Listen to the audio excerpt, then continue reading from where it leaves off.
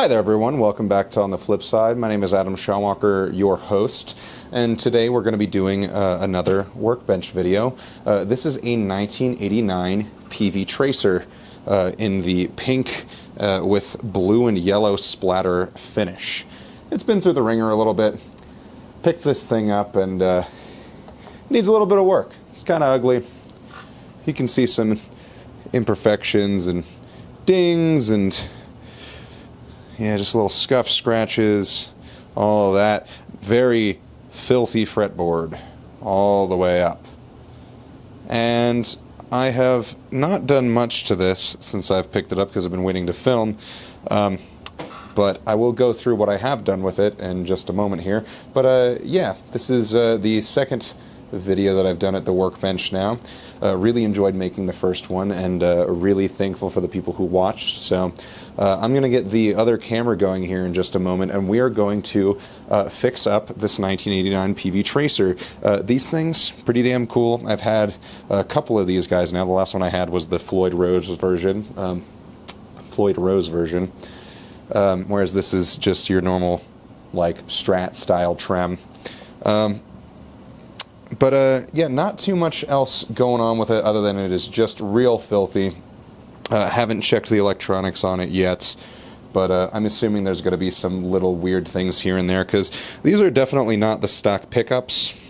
Not sure what's in it, but we're going to see what's going on with it here in just a minute, so we'll get over to the other camera. Alright, we are sitting down with the 1989 Peavey Tracer.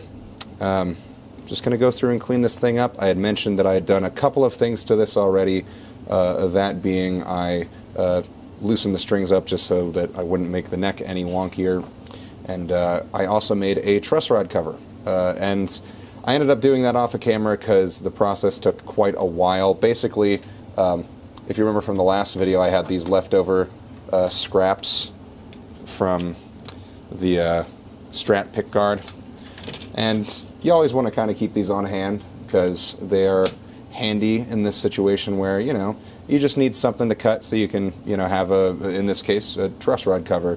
You know, pretty much any material for your truss rod cover is going to be borderline the same kind of material as, you know, your pickguard.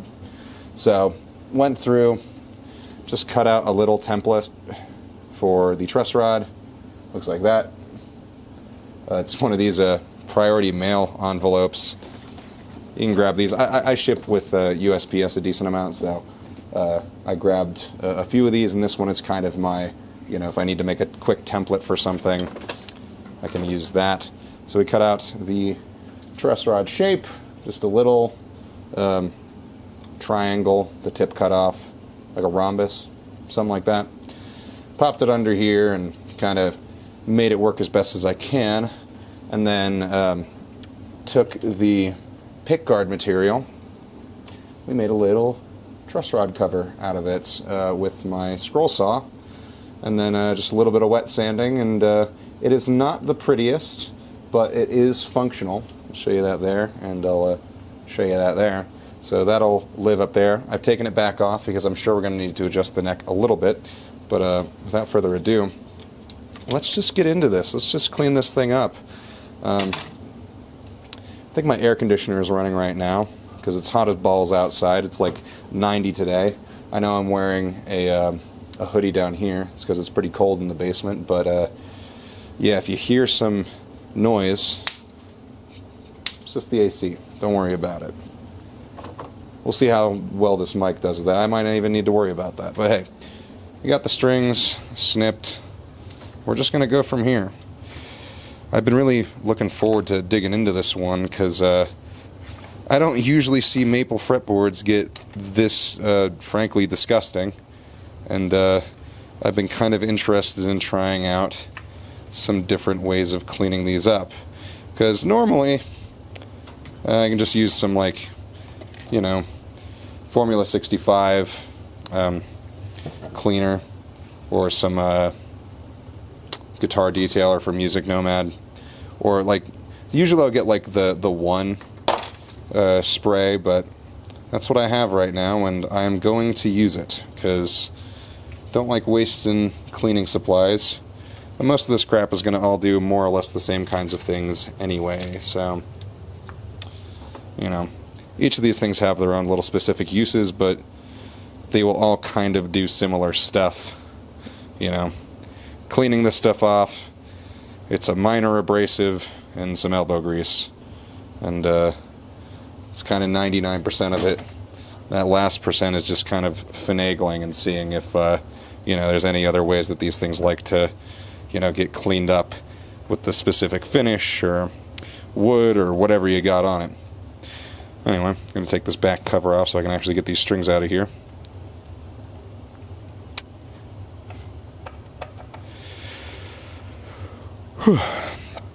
And then I think we'll go through a quick check on the electronics as well, because it occurs to me I haven't even checked that yet. But we're going a little bit loosey-goosey. It's like 9 or 10 p.m. or something like that. And it's been a long day and I'm pretty tired. So we're going to clean this thing up. And bear with me if I'm a little bit out of it. Okay. Just pop all these out. Surprisingly, these are coming out pretty easily. Not having to get an Allen key in there or anything yet. Yep, that's breaking loose nicely. Come on. There we go. I'm thinking on this high B or E string, might have to break things loose a little bit. Oh. High E seems to be coming just fine. See if we can't get this B without any tools. Nope.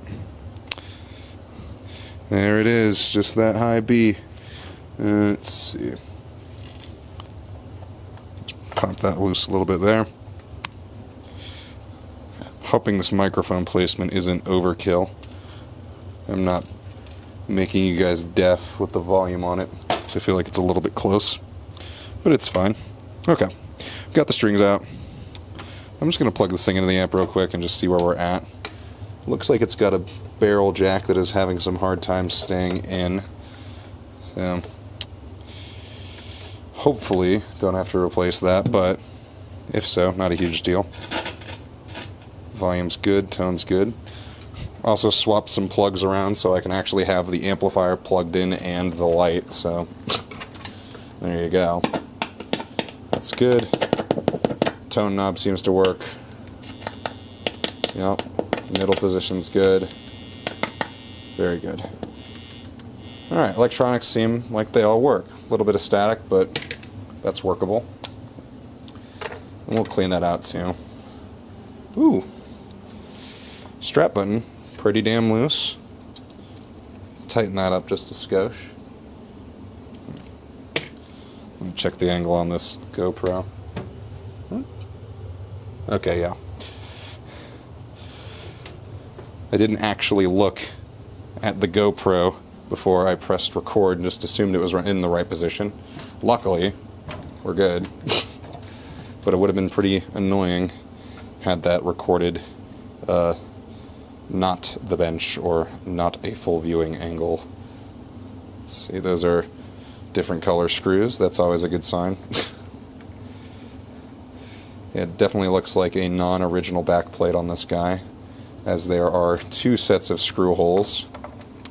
So that's always fun. It's always nice. I'm wondering if maybe this thing was in pretty rough shape before I even got my hands on it, and maybe whoever installed these different pickups did some work with it. Oh, it's a pretty nice looking. I mean, the soldering job on here isn't great, but it looks like everything is more or less solid, and they use these nice, like, fabric insulated wires on there, so don't hate that, if you can see those. But since everything seems to work, I'm not going to mess with that too much. It looks like the barrel jack was just loose on the inside, so that is promising as well. Looks like that's already, yeah, awesome. Love that. Let's see. Is that the right size? Yeah.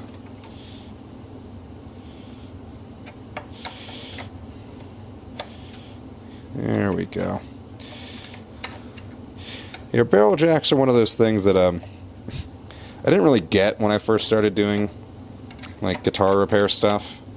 I wasn't sure what the hell the deal was, but you know, it's just another kind of input jack. At the end of the day, it's doing the exact same thing as your old standard one of these guys. You know, just a normal 2-contact input jack, but off the top of my head, couldn't tell you the pros and cons of a normal and a barrel, but they both work, and I think it might just be a design thing. I'm not particularly worried about it, but just one of those things. Let's see if I can actually get the right side. There we go. And yeah, I don't think that's going anywhere. Jack is tightened up, that's good, and you want to remember to drop your adjustment wrench. Eventually this bit is going to get old and I just need to stop fucking dropping things. So, you got that. While it's open, do I need to open up more contact cleaner? Yes, I do. That is garbage. It's always good to keep an extra thing of deoxit on your workbench because you will inevitably reach this point where you just need some more on a short notice. But hey, I've already got it. Love that. Also, if you're new to the channel, this isn't exactly the content that I was always doing. I just find that having this as kind of a hobby slash, you know, source of an income, I figured I would kind of blend my income with making videos as a hobby, because if you look at my older videos, they are album reviews and music reviews in general. In that format, it's fine, but Fantano does it better, admittedly. I don't think, you know, anyone would be shocked to hear that.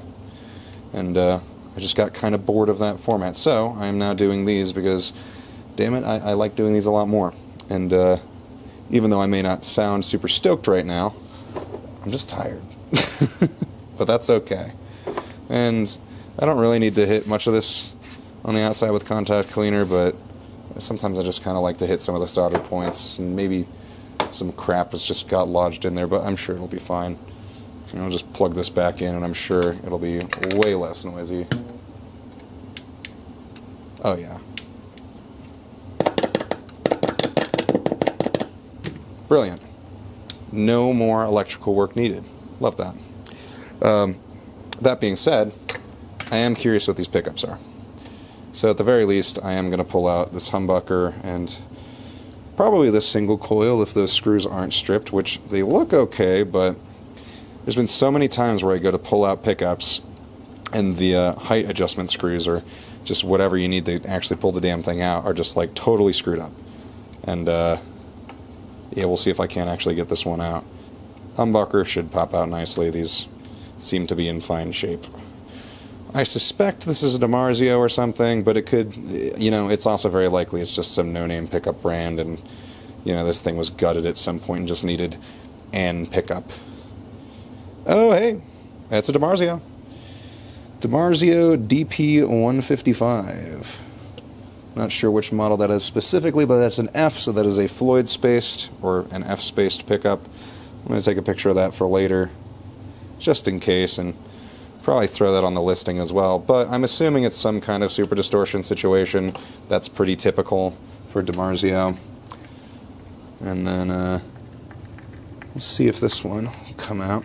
I'm not sure what this one's going to be, just because it's blank on the front. It's kind of got a vibe where it's like a lace kind of a situation, but then again, there's no active electronics in this thing, so I'm assuming if, you know, between these two, this is probably just an pickup, some import nothing.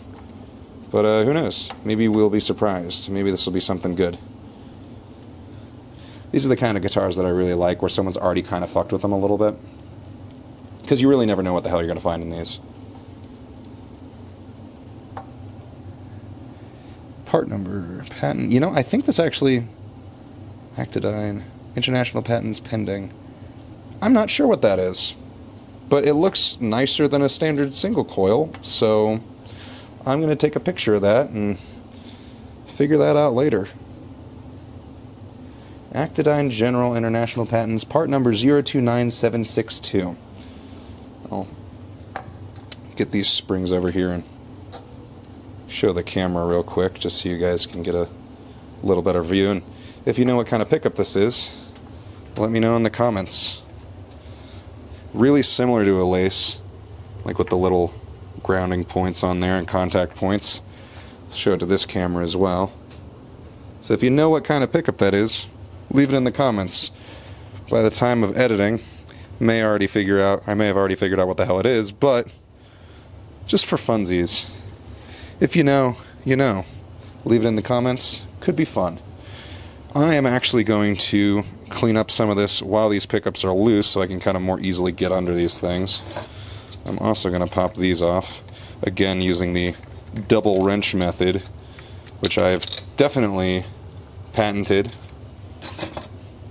I'm assuming other people have done that. It can't just be me, right? We're going to use a healthy amount of Formula 65 guitar polish and cleaner from Dunlop. I am not sponsored, but I could be sponsored. You could sponsor me. You could sponsor me, Dunlop. It'd be kind of cool. We could go so well together. You could send me your cleaning supplies and I could clean things with them. And I wouldn't have to fucking go to Guitar Center to buy more every few weeks. If I have to. I would normally use just kind of whatever's laying around for cleaner. And I kind of just happen to have a few bottles of this from various deals. You know, people will buy stuff to maintain their guitars and leave it in the gig bag when they sell it or something, or have a box of extra stuff that they're like, yeah, I'm selling you my guitar, I don't need these anymore. So I was like, okay. And you just end up with a bunch of cleaning bottles, and I have a decent amount of cleaners and polish over here. Who knows how long they're going to last at this point, but I've been able to get some pretty good mileage out of them. This is definitely non-original electronics. I mean, not just the pickups. I mean, these pots have definitely been screwed with. You have two different, you got like a brass pole piece and just like a regular metal one here too, like a steel one, I'm assuming. Yeah, it's certainly a bit ugly, but that is okay. I think I'm going to pull off this bridge real quick, just so I can get a little bit under there better, a little more easily. You'll have to forgive me if my English is horrible tonight. I was born in the United States and I had to go to a public education system, so my English is not so good. Forgive me, I'm dumb. Anyway, just pull these bad boys out. Yes. And you want to just make sure you add to your pile of screws, and don't sort anything or label anything, because you'll definitely have this done all in one go and won't hit any snags. For sure, right? I say that as a joke, but like, there have been times where I have definitely not sorted things in a smart way, and then I'm looking for one screw for one thing and it's just vanished. You know, these kinds of things happen. Kind of give this bridge a preliminary wipe, just cause this is a little bit grimy, a little bit greasy. There's a little bit under there, if you can see. You know. But yeah, certainly a decent amount of grime underneath where that bridge was sitting. You can see the dirt on there. I'll show it to both cameras here. Just kind of gross. So you always want to kind of lift crap up and get under it if you can. It's just kind of good practice. Let's see, what other crap do I have around here? Clean and Shine from Color Tone, Professional Finishes. I think I got this from Stumac. It's probably fine. Put as much of it as you want on there. It couldn't possibly hurt anything. Fuck it. It seems to work pretty well, actually. The amount of, like, various brands of cleaning supplies that I've just sort of, you know, thrown at the wall to see what works. Generally, it kind of all does the same shit. You know, your silicone-free, clean and shy, high-gloss, non-abrasive detailer from Colortone Professional Finishes. Honestly, it's just about as effective as any Windex I've ever used. So, obviously, I mentioned the Windex thing in the last video.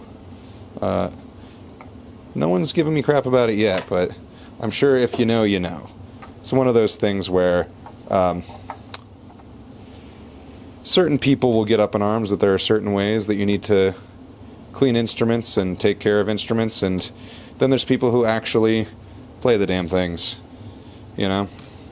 Any professional touring musician, unless you're playing like a $3,000 Gibson, if you're playing this on the road, fucking clean it with Windex, man. Like it's not a big deal. This thing's gonna get beat to hell, and it already has been beat to hell.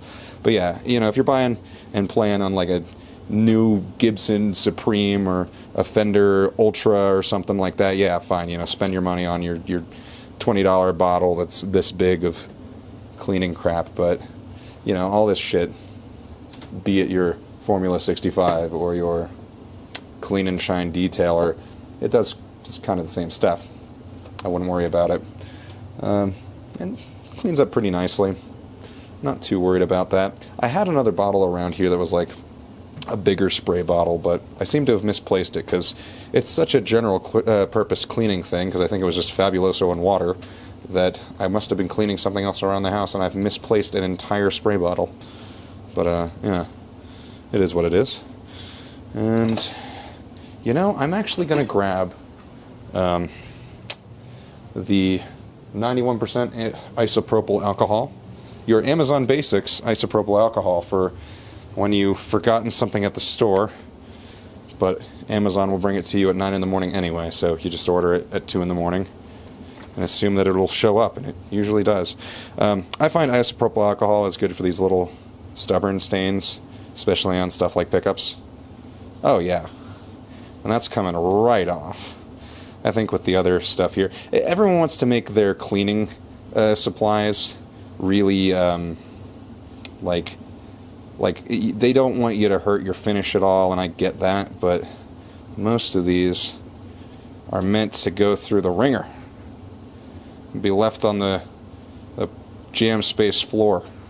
So realistically, this isopropyl alcohol, like I was saying in the last video, ain't shit. It's going to do fine. If you're wondering why I'm cursing more in this video, it's because the 3 brain cells left have slowly been dying off because I've been inhaling isopropyl alcohol fumes. And I'm tired. So I'm going to clean this off and document it, and hopefully you enjoy it.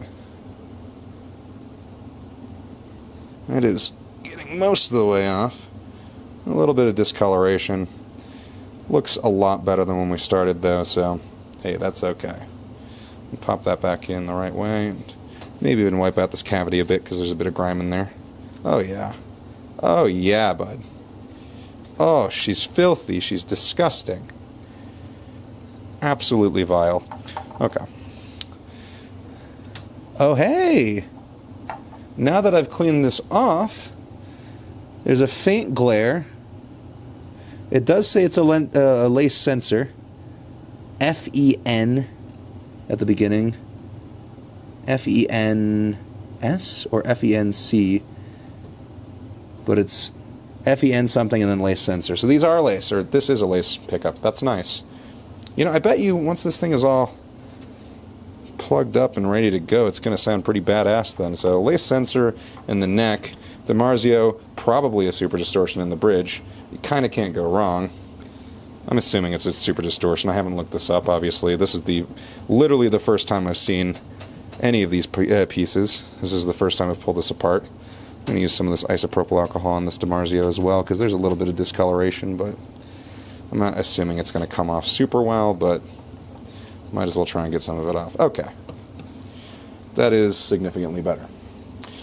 And that is more or less the top of the guitar cleaned off. So, I am going to put this humbucker, back into place. Hey, we got a humbucker. It's kind of a dumb bit, but East Coast people talking about humbuckers. Humbuckers. Very good.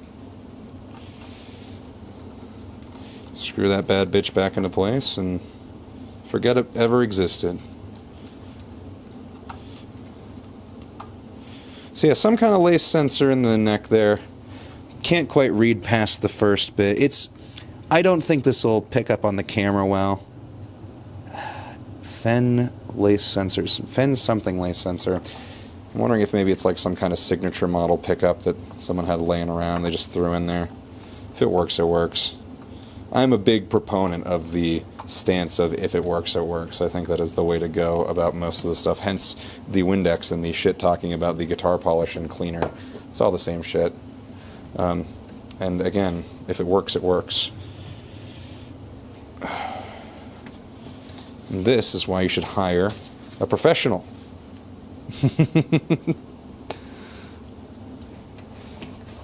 Just kind of getting some of the crap off the inside of this cavity cover. A little bit broken on there. Sheared off on one side. I don't know if you can see that super well.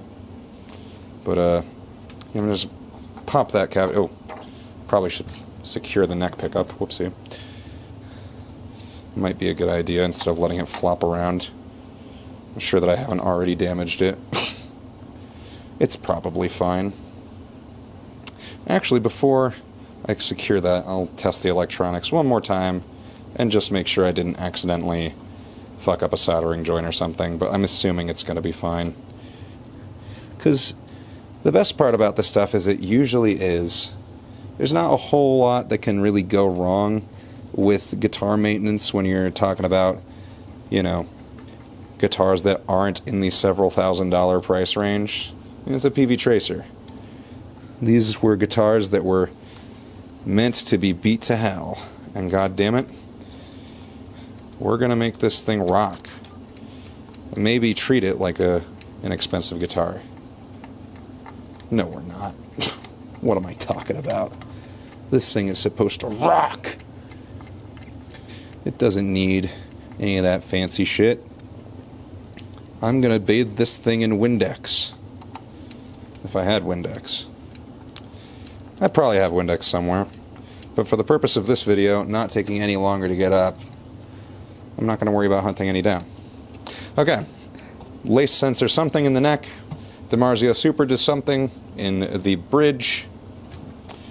And just a quick electronics test one more time. Mostly just on that neck pickup because it was definitely a little dangly for my liking.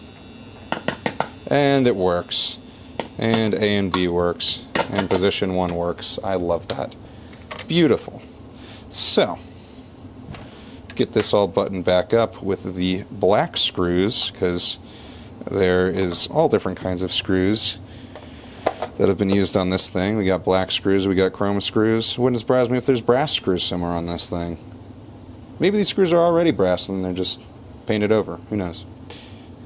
Is that how that works? Someone in the comments let me know how screw manufacturing works. Ah, yes. Yes, very good.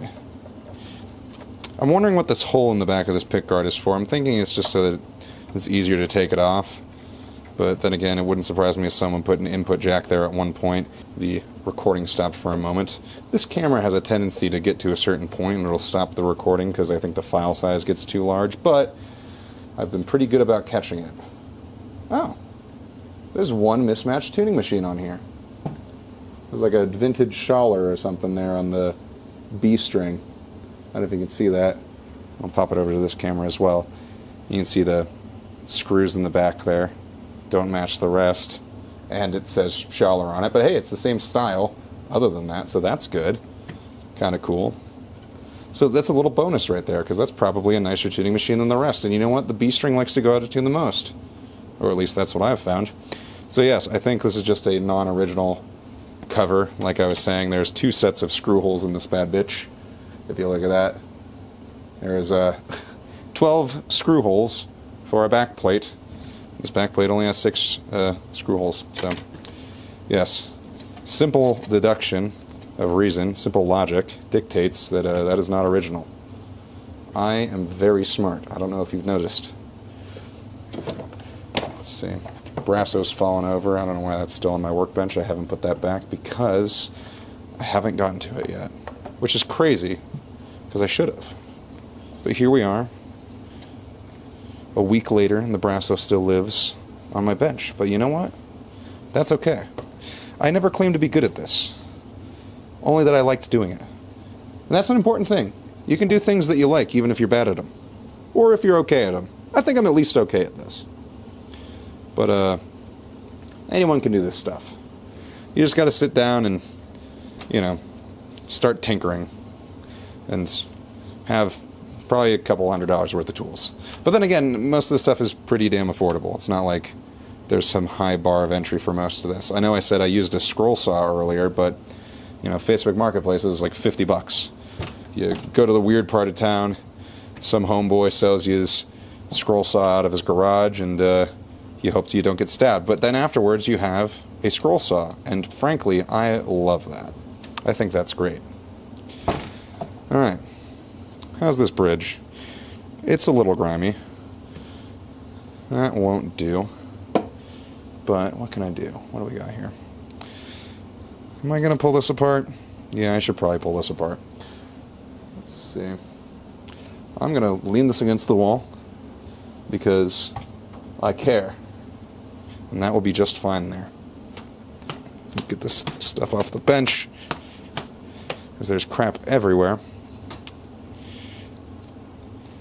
And we're just going to take these saddles off. And you know what? I'll deal with intonating it later, just like I dealt with intonating, just like I dealt with the intonation of the Squire at a later date.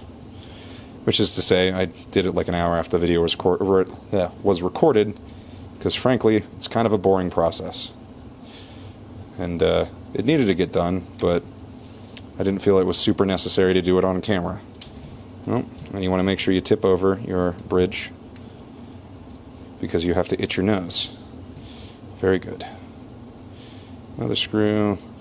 And again, I'm just kind of lining these up in a general order, just in case these were adjusted to any kind of specific height before. Just a good way to kind of keep stuff orderly.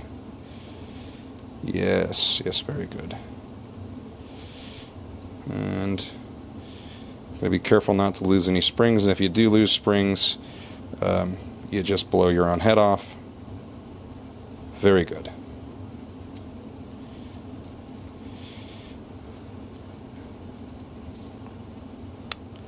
Okay. And like the last video,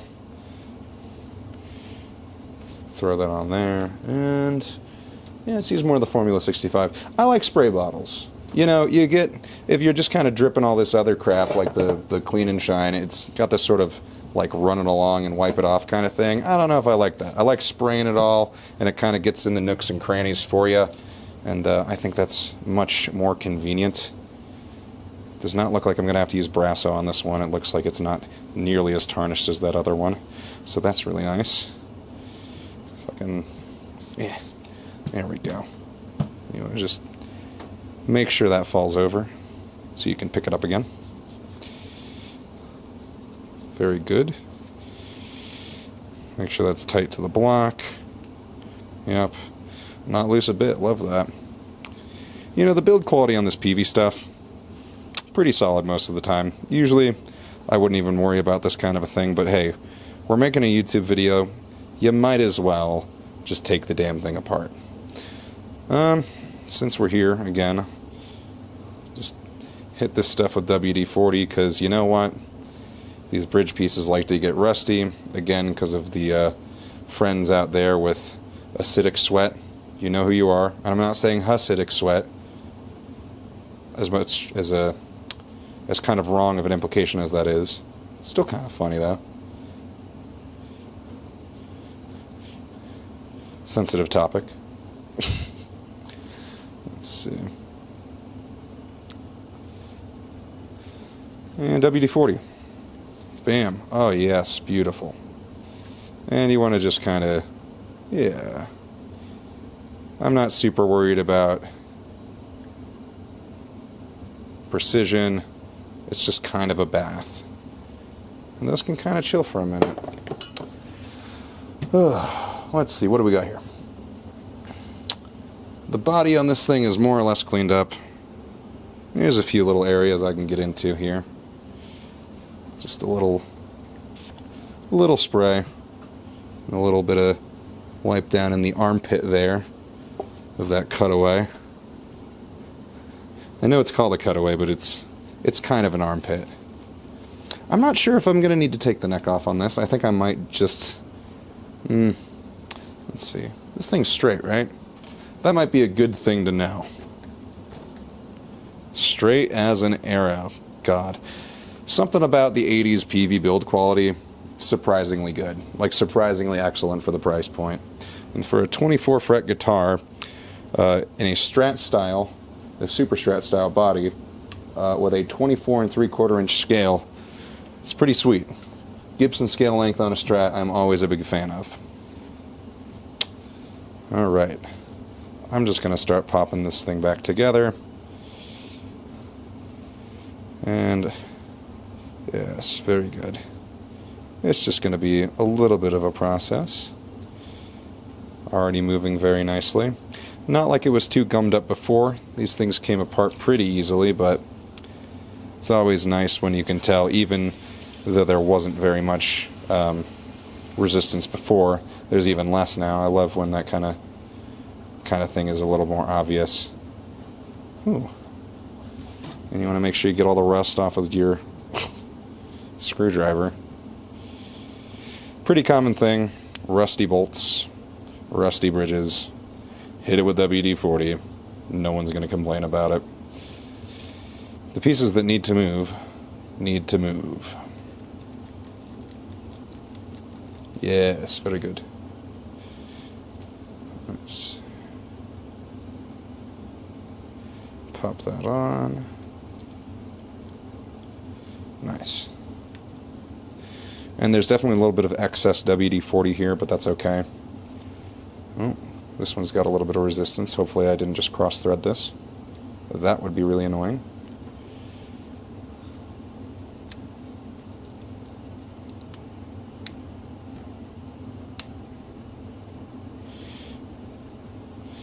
Oh, goodness.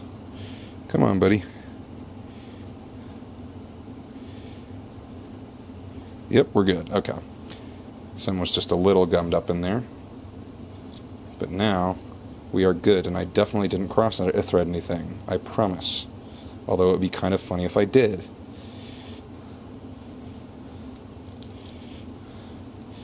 Yeah, cross-threading saddles on a bridge is definitely one of the more annoying things that can happen. Because I have a decent amount of replacement saddles, but God, you know, these Peavey ones are a little specifically designed. If it's a Strat, whatever. You can pop a Strat style saddle in there, especially if it is in fact a Fender or a Squire. But yeah, these Peavey ones, if you want it to match, you need a Peavey bridge. You need one of those Peavey 4-screw bridges.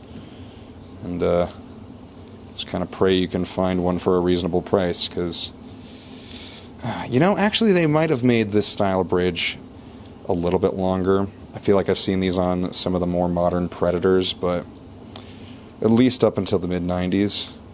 But yeah, Peavey parts can get weird. That's actually why I ended up making the truss rod cover, because for about an hour's worth of my time, I could make myself a truss rod cover, or for like 20 to 30 bucks, buy one. Which, I took the first option because that's stupid. It's a truss rod cover. As long as it looks pretty good, it's going to be fine. But yeah, that is the bridge all cleaned up. Let's throw those up there. And pop this bad boy back on there. And then we'll get to the neck, which I might pop off just to have a little bit closer of a look at. I don't think it really needs to come off, but I feel like it might be kind of easier to get in there. Maybe not put as much tension on the neck like this way on the block if I'm like scrubbing it and getting in there, because this thing is vile. Oh, wow. There's a lot of pitting on this. Someone played the hell out of this thing. Beyond just this being like crummy and gross, there are pits underneath. So I think not only did someone like never clean this, they played the crap out of it. And frankly, it would not surprise me if this was like, you know, maybe an actual musician who owned this. Someone who went on some tours. Because that is a pretty ridiculous amount of wear and tear for a guitar that is just someone's every once in a while player. Plus, modifying the pickups to nicer pickups. Just a suspicion that this is a guitar that was owned by someone who had some idea what they were doing. Speaking of which, some idea of just getting these screwed down. You can totally use a drill. Just give yourself a little bit of leeway there on the end. Yep, and yep, and And like the last guitar, I do not have the original trem arm for this, so I'm not going to worry too hard about the action on that, but it should be, yes, there is room on that to use the trem if you really want to. Although, I dislike trems most of the time. You know, I actually really like Kahler bridges. I haven't personally worked on one, and maybe I'll change my mind if I have to work on one and I find that it's incredibly annoying, but the Kahler, there was a Kahler that I had that I thought was really fun. So I've been hoping to get another one on a guitar that actually needs some more setup. Actually, that guitar did need quite a bit of setup, but it was so far gone I ended up just gutting it for parts. But that being said, the state that it was in was like mostly playable. You know what? I should probably make another little foam thing. I've still got some here. Yes. Can I? There we go. I have an actual razor blade this time instead of just the one that's in my box cutter. A little easier to not mortally wound yourself with just a razor blade. I feel like box cutters are a lot less forgiving. Probably pull this guy up real quick. You want to make sure you drop your spring. Again. Very good. Pop that under there. And yes. No more spring noise. Because we hate spring noise. It sounds terrible. Oh, there we go. Pop that up and back in. That should catch a little better. Very good. Nice. And that is now muted. Love that. Still going to leave this off so I can restring it, because, I mean, it's tempting to just drill some holes into this, but I'm not going to worry about it, because there's no way I'm going to put those holes in there at any kind of even spacing if I try that, so I'm just not going to, it's fine. That is fine. Alright, body on this thing, more or less handled.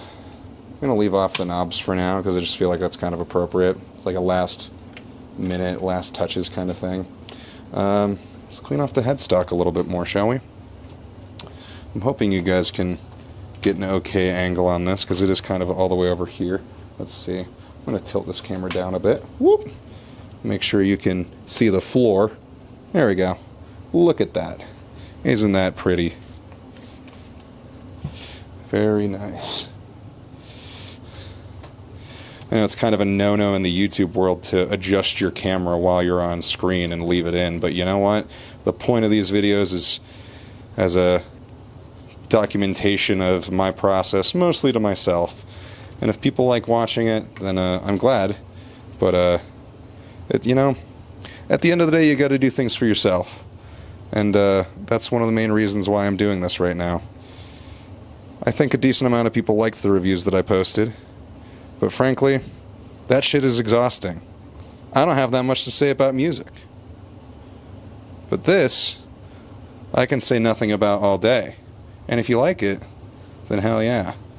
And if not, whatever, man, no big deal. It's just guitars. It's nothing serious. It's just fun. Don't you forget it. Let's see. 10 millimeters. Tighten those up just a hair. Very nice. Oh, while we're here, I can check that truss rod. Looks like it is your normal standard Peavey style. It's more like a Gibson style than anything. Oh, and there's plenty of room for movement. I love that. Woo! That's sliding a little bit. A little bit wonky when we tighten that up. And loosen it back and won't be a huge deal. Yeah. Looking pretty solid. Okay. Now, the real meat of this, which, man. Yeah, I mean, this is an excessive level of crap. And I'm wondering how much of this I'm going to be able to get off. I'm like, it almost feels like, I don't know if you felt like water-damaged wood. Like, it doesn't look like it's water-damaged, but it feels like it. Where it's just, like, pitted in here, like crazy. So, man, you know, not to just grab the most caustic thing or the most excessive cleaner, but you know what? I'm going to try a little bit of this rubbing alcohol on some of these up here and just see how that goes, maybe. It definitely, yeah, it's cleaning it for sure. If there's any unforeseen consequences from it, well, oh well. But I don't think, is there water in this? Isopropyl alcohol, 91%. Flammable. Active ingredient, water. That's bad. Oh well. I think naphtha would really be the best thing for it, but it's okay. Active ingredient, water, damn it. I think in this scenario where it's just kind of being used as a solvent and you're not really saturating the wood too much, it's not a huge deal. Like, it'd probably be bad if I just poured the thing on there, but just using it as like a apply to a rag and then wipe, I don't think it's going to be a huge deal. Let me know in the comments if I'm dumb. At the end of the day, it doesn't matter, because even though I'm dumb, I had fun. And that's all there is to it. Yes. Oh my goodness. God, that is just vile. I'm wondering, like, if I should take the toothbrush to this even. I wonder if that would do any better. You can just pour it on there, maybe. Yeah. Just pour that right on there and just get in there.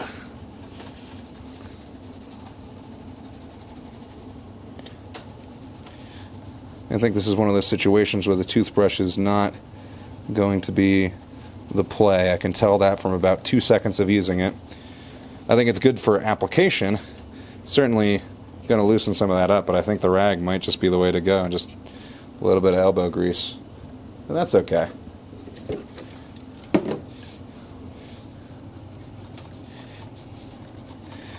I think I said something just a moment ago about maybe not saturating this, and I think I just kind of ignored my own words there. But that's okay. You don't have to be good at it. You just have to have fun. It's what I tell myself to feel better. Anyway. It also looks like it's evaporating pretty quickly. So, don't hate that. Oh my goodness. Yeah, this is just a gross one.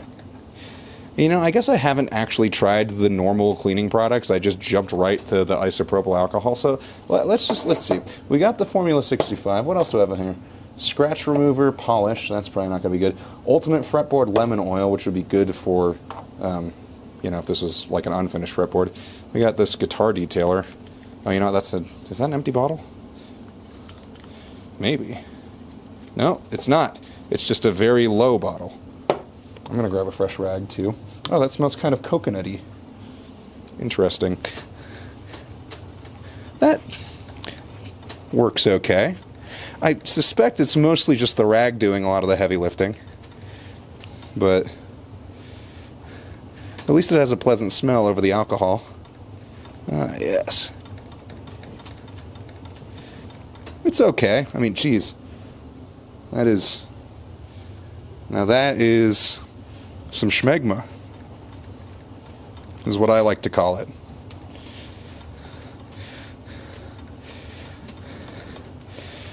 Wow. God, I don't even know if I'm going to be able to get like a great before and after of this. These are just so pitted. It's honestly kind of brutal. I feel like the real fix for this would be taking off all the frets, resurfacing the fretboard, like doing like a re-radius on it, and then refinishing it and refretting it, or I guess refretting and then finishing it, because you'd have to just tape over the frets. Goodness. I don't like to do this, but like just along the edges of these frets, there's just so much crap. And while I generally frown upon this, you can totally use it as a little bit of a scraper and just sort of get that stuff out of there. Like very light touch kind of a situation. But like, yeah, God, that is already just popping right out of there. There's just crap underneath all of these frets. I haven't even gotten down to like the 15th fret yet. I'm going to go back to the first aid antiseptic. That isopropyl alcohol was really doing the trick. And you know what?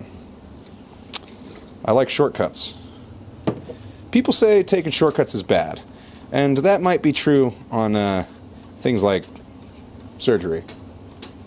But this is a guitar. And at the end of the day, rock and roll has shortcuts. Just ask any studio band.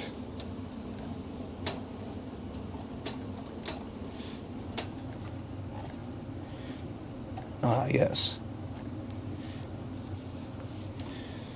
Alright, most of the main amount of crap is off of here. Still a lot under the frets, just tucked under that fret wire. I'm going to see if I can't get some of the more heinously gross ones. There's some up here on the 5th fret. Oh, yes. It's like scraping the crap out from underneath your fingernails, you know? If I really need to as well, I could probably reseat some of these frets, but I think mostly, yeah, they just need a quick pass with one of these and yes. Yeah, pretty damn gross. But this is actually more effective than I even thought it would be. Very nice.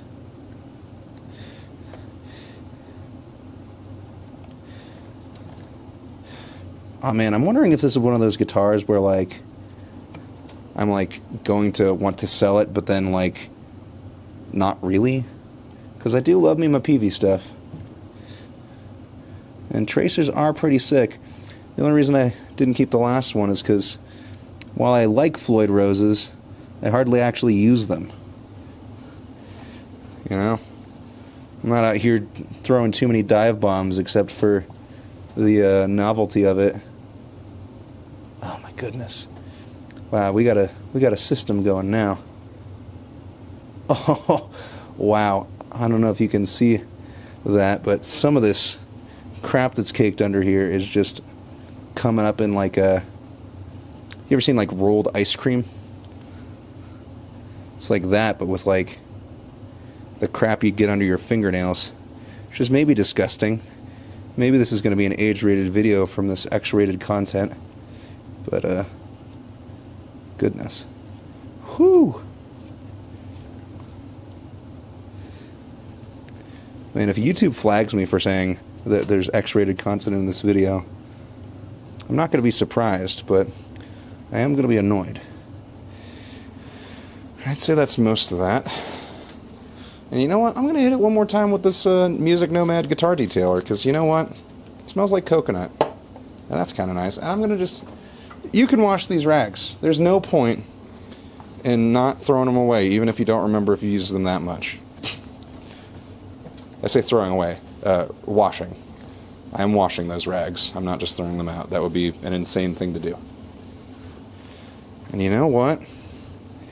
This thing has some serious mojo.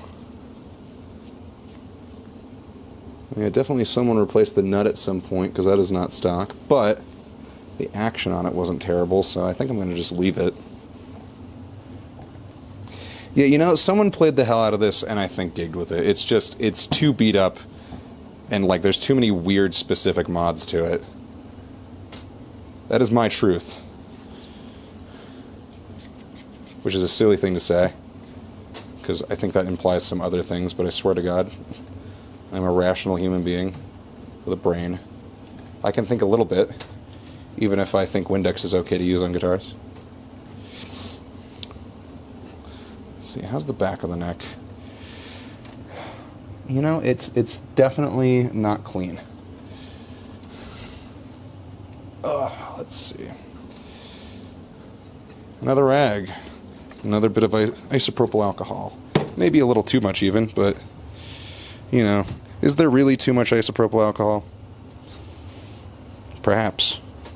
Or perhaps not. There's a little bit of crap up here by the headstock and this other little, shall we call it an armpit. You know, I think these tuning machines just are not stock. They seem like a little too, like Peavey has a tendency to like throw their logo on shit, and there's no Peavey anything on these tuning machines, and then there's just this one Schaller tuning machine. So I'm wondering if someone didn't like the stock Peavey tuning machines, or if maybe this guitar was gutted or something and they just fixed it up like that. Oh yes.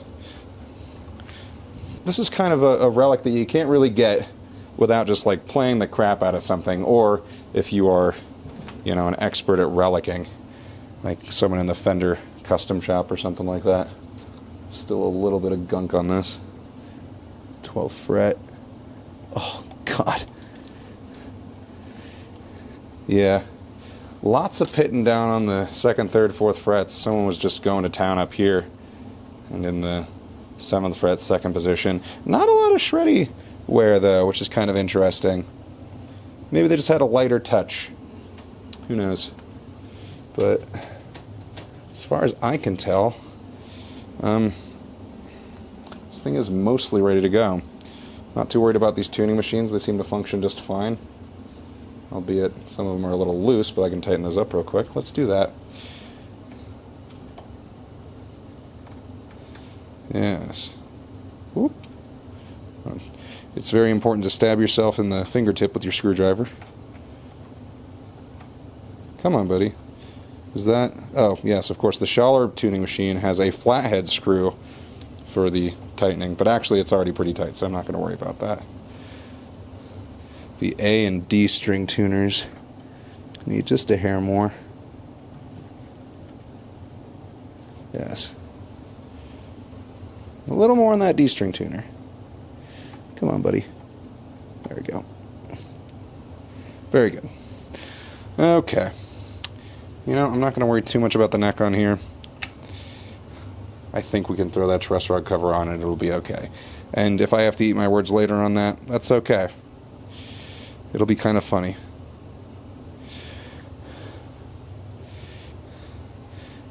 And if there's one thing I appreciate, it's kind of funny. And you want to drop the tiny screw. Yeesh. I'm just going to put these in like this. Now you may notice there's 4 screw holes. I lined up the other bottom screw holes here pretty well. You can see that. But this top one I kind of ended up undershooting a little bit. But hey, you know, that's okay, because it just didn't have one of these beforehand. So at least it has one now. And you know what? I think I did a pretty good job. I think that's a pretty good looking truss rod cover, if I do say so myself. Albeit, those screws are kind of annoying. I'm just going to use the drill, and you can't stop me. I'm going to just kind of Yeet that on there. Yup. And yup. And one more. Yes, and you want to make sure you strip it out so no one can ever adjust the neck again. Just kidding. Don't do that. It's bad. Why would you do that? It's a crazy thing. Okay, I'm going to adjust this camera up again. We're going to once again do a little YouTube no-no. And good God, this tripod just jerks around a little bit, huh? Alright. How's that? You can kind of see my face a little bit. How about a little more? You like looking at me, right? Yeah. Ain't that nice? And we still got the GoPro running. That is good. Yeah, I can be mostly happy with that. You know, it has this like Floyd Rose style string tree, even though there's no Floyd Rose on this thing. I think I'm gonna just throw the strings on it and then put the Floyd Rose on, the Floyd Rose string tree on, because frankly, it's just kind of annoying to deal with when you don't really need it. Since this is a Gibson scale length, I'm gonna just put 9s on it. I was thinking about putting 8s to make it extra shreddy, but I think that would kind of be overkill. So it's a 42 and 9 set, just your average Ernie Ball Super Slinkies. Just thinking just a moment, do I have anything else that I need to put on this right now? That's good. String tree we'll put on in a moment. The neck is gross, but, I mean less gross now. Frets don't appear to need too much in the way of buffing or polishing. Pickups seem to be good. Height probably will need to be adjusted. Intonation will definitely need to be adjusted. I'm going to clean the... I could clean the volume and tone pots now. Fuck it. Might as well. I wonder what the hell happened to the juice bottle that I had. It's somewhere, but it's not here. Use this detailer, which apparently is yellow. Make sure you get that on your skin, for sure. I should probably be wearing gloves for most of these videos, but you know what? We're already in it so deep, it would be kind of ridiculous to throw on gloves now and we're almost done. Yeah, it's a bit better. These microfiber cloths are really nice at just getting the last of the gunk out of there. Big fan, personally. That's the volume knob. Looking more or less good. I think some of the scrubbing took off a little bit of the paint on the inside, but that's okay, because you know what? They're original knobs, goddammit. You find a guitar with original knobs and tell me they're not a little bit worn down half the time. So they usually are. Okay. I'm going to spray that. Do a little scrubby right there. Maybe switch to my dominant hand because that feels much better instead of my non-dominant hand, which is kind of a crazy thing to use.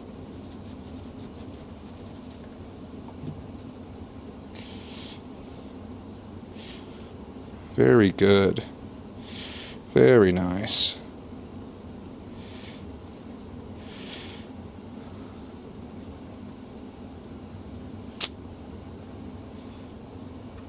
And so we got tone.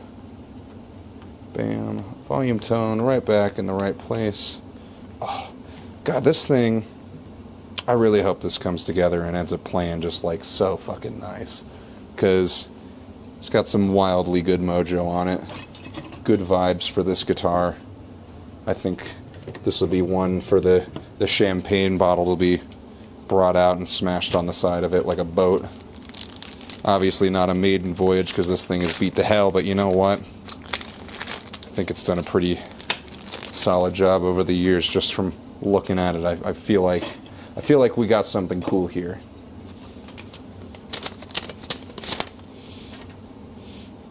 Watch me eat my words when this is like the worst playing guitar on the channel. Obviously one of two, but it would be really funny if it just continually was a worse playing guitar than anything else that came through. I don't think that'll happen though. Yup. And whoop. Very good. And about there. Once again with the Ernie Ball Power Peg Pro. For all you power peggers out there, you know who you are. Shout out to my power peggers. The power peg fandom is dying. Like this video if you love pegging.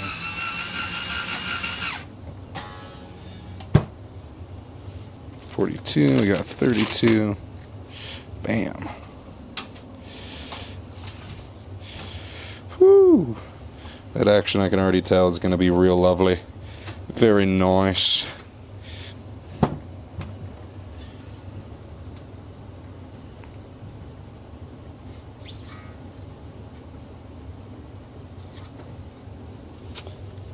Be nice if I don't put the fucking power peg tuner way away from my dominant hand.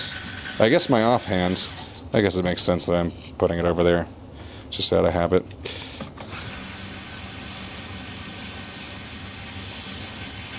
Definitely gonna have to tweak this a little bit to throw that string tree back on there, but whatever. Not a big deal.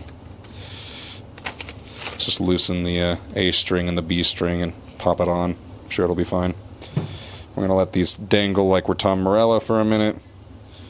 And we have no sense of style. You know, I feel like I can't say that. Tom Morello's got some drip. No hate to Tom Morello, no shade. If you're seeing this, Tom, you got style. I just don't agree with the dangly strings. I think it's silly, but you know what? I'm sure that's not the first time you've heard that. I don't think that's a particularly hot take. Let me know if that's a hot take in the comments below. If the dangly string thing is, in your opinion, not ugly. Because I think it's pretty ugly. And non-functional. Which is almost worse than ugly.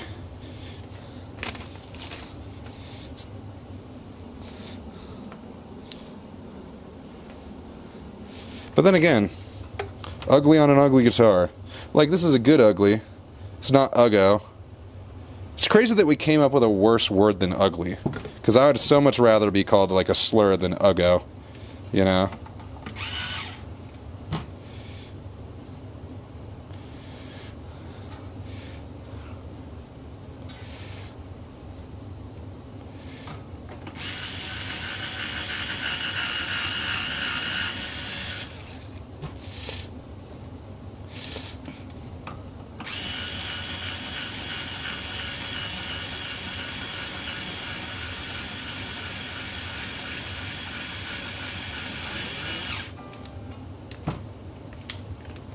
Oh, you know, I should have taken more before pictures of this thing. So that neck, I mean, I guess it's pretty damn pitted regardless, but good lord, some of the crap that was on there, the gunk, the schmeg as I referred to it, was pretty brutal. Oh, you know, I think I can even drop the saddle height down on this guy.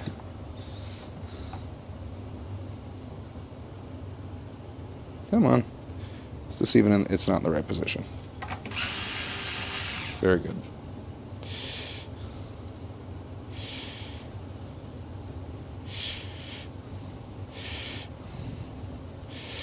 Tale as old as time.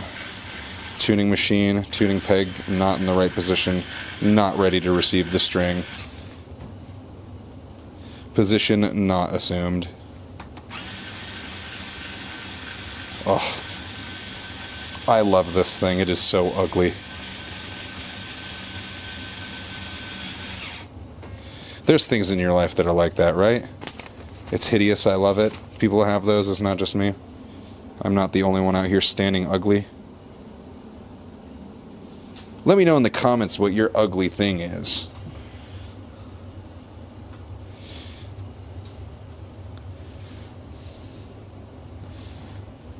Do people still do that?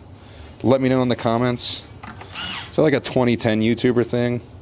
Am I old? Should my hair start graying sooner rather than later? Your mid-20s isn't old, right?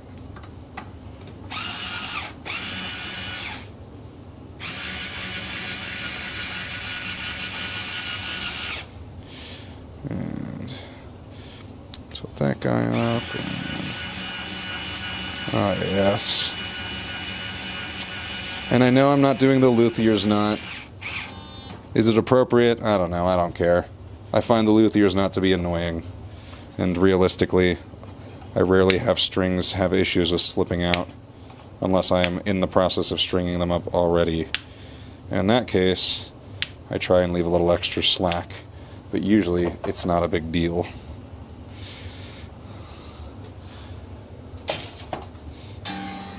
That sounds great. Hell yeah, rock and roll. Alright, throw a quick tune on it and just see how that is, and go from there. Oh, I have no knee room here. E is basically tuned, cool.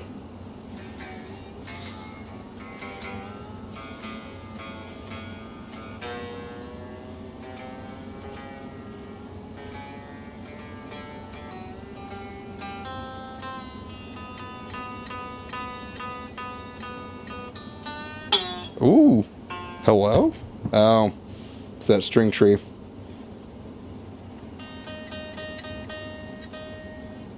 Not holding the damn thing down. I didn't even think about that. You know what? Yeah, let's pop that on there real quick.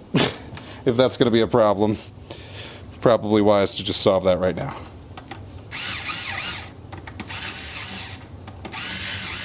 Also, yeah, I have a feeling there's like no way that these tuning machines are stocked with how they're placed. Okay. That guy, and actually, wow. Don't even need to take off that B string or move that out of the way. It'll just pop right in, huh? Love that. And, you know, I'm starting to see why the Floyd string tree style is on this. Because, yeah, this thing does not like to stay in one place on its own, for sure. Definitely would pop out. And that seems to be holding it down well enough. Maybe a little bit more on the bass side. Treble side seems to be low enough already. Honestly, I feel like the thickness of that fucking truss rod cover might even be an issue. But, you know, it'll be okay. Sheesh. Alright, there's that guy. And get back to tuning.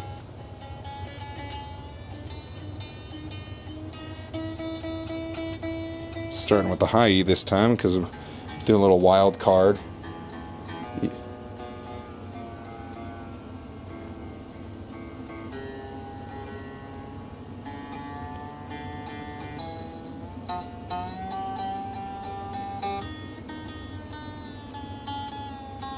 Jeez.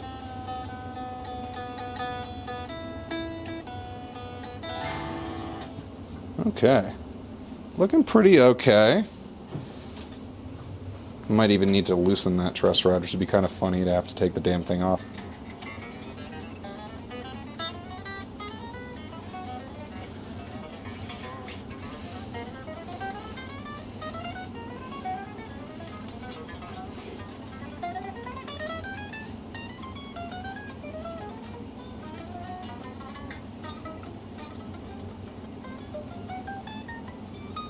I know that was not the most interesting thing in the world to watch, but we have discerned that this thing actually does not need too much tweaking, which is kind of nice. Neck looks like it's in solid position. Action's pretty low. I'm not super worried about that beyond just the little dialing it in steps, which I'm probably just going to do off camera because I have a feeling that this thing being as closest to where I want it already as it is, that it's going to be kind of annoying and a lengthy process of just dialing it in that last little bit.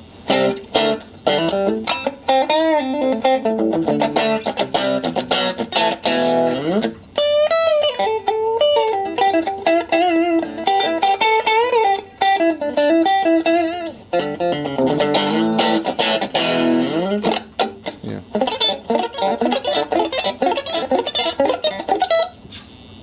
God.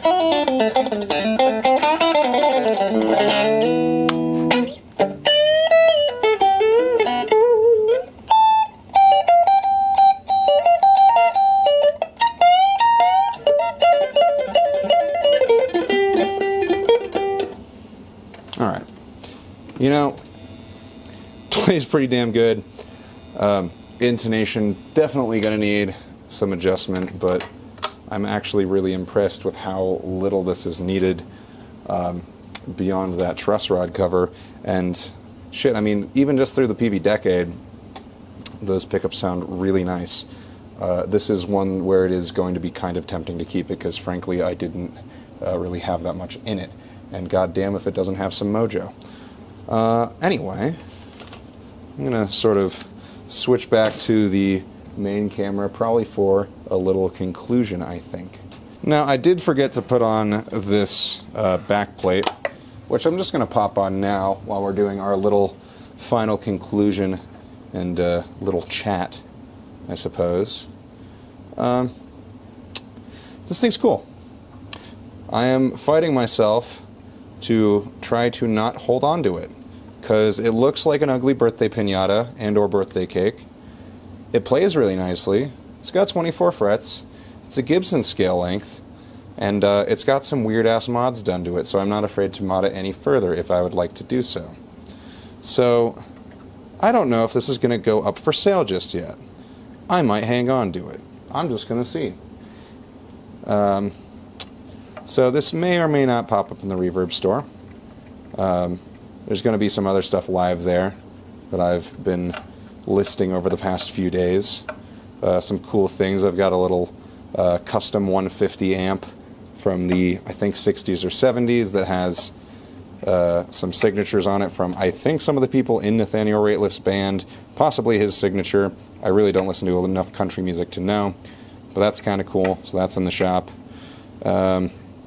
Some home audio stuff. I've got a pair of Cerwin Vega VS80s in there that are quite nice. I actually have a pair of VS80s myself.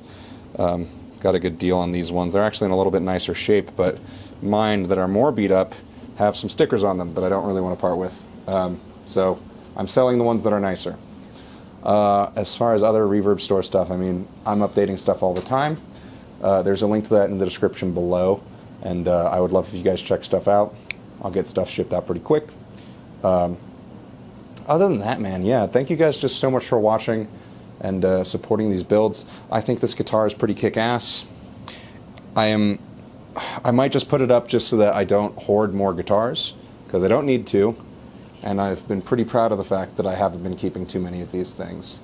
Yeah, this one is exceptionally ugly, and ooh man, if I don't like the fact that it is exceptionally ugly.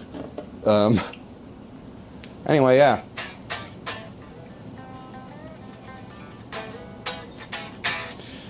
Thing rocks, man. Go out and get yourself a cheap Peavey, wrench on it a little bit, tweak around with it. You'll find some good stuff. Most of the stuff that I end up having a fight with myself over keeping is just like weird specific Peavey gear from the 80s and 90s, man. Like, I had 4 1994 Peavey Predators at one point, and like, I almost kept all of them. But just as time passed, I no longer have any of them, but goddamn if I wasn't just a Peavey Predator fanatic for a while. And they're all 94s, like it's just kind of ridiculous. So I still have a habit of looking for those, but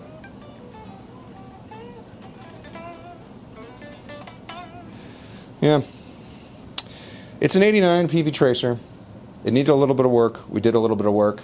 I think at some point I will do another video if I have to do like another truss rod cover, or I recently had to make an input jack, just kind of detailing like a little step-by-step process, maybe like a 20-minute video on just like, hey, if you need to slap together a quick cover, you know, here's some pretty basic tools, and here's some, you know, take some plastic, drill it all together, slap it all together, and kind of run through that just as a little fun side thing. So I'm going to keep an eye out for gear that needs work in that specific way, and I'll document a little bit of that. Oh, I have another couple of amps going into the Reverb store at some point that I haven't uploaded yet, but yeah, keep an eye out for that kind of stuff. Yeah, this is kind of weird, kind of a weird video format. I'm not used to the loosey-goosey editing and the non-scripted stuff, so I hope you guys are just enjoying these in kind of a Bob Ross sense of being able to kind of throw it on and watch someone who isn't necessarily too worried about the, you know, the end product as they are the process. It's definitely what I'm interested in. This is fun, man. There's one thing I recommend: getting yourself a cheap workbench, buying some secondhand tools, you know, and just wrenching on stuff. Because, you know, I think a lot of people forget, you know, how much work you can do with your own hands and how you can really take something back from being like someone's garage sale crap to being something that you are tempted to keep because it's just kind of neat. And you put some work into it and it's your own, you know. So, yeah, if there's anything you take away from that, just enjoy what you do, man. And yeah, that's about it. Thank you guys all so much for watching again. I'm going to try and get up, you know, one of these videos every like week or two, something like that. And I hope you enjoyed this one as much as I enjoyed making it. Thank you all so much for again for watching. And I suppose we will see you all on the flip side.